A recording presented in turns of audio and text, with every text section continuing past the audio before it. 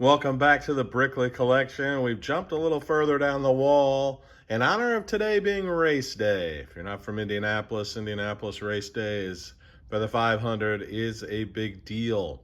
I've got our family seats have been in our family for generations, right on the start finish line. And so we jumped a little to Danica Patrick when she was driving.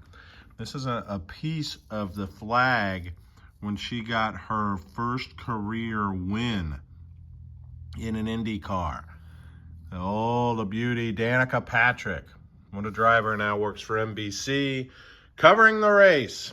So enjoy the race fans. Catch that on Peacock. If you've never been, put it on your bucket list. It's a once-in-a-lifetime experience as we travel the collection.